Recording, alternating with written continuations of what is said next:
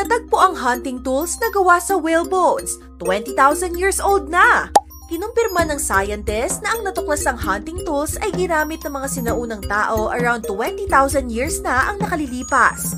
Gawa ang mga ito sa malalaking buto ng whales gaya ng blue whales at sperm whales.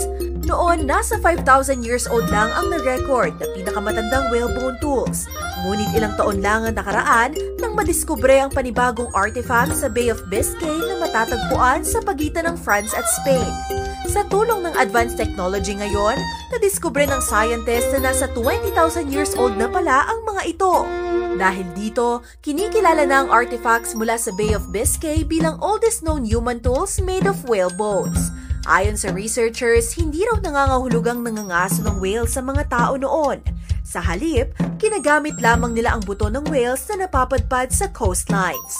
Nagsisilbi ito noon bilang hunting tool sa land animals tulad ng reindeer at bison. Dagdag pa ng expert, dito nila mas napagtanto ang kahalagahan ng yamang dagat sa pamumuhay ng mga sinaunang tao noon.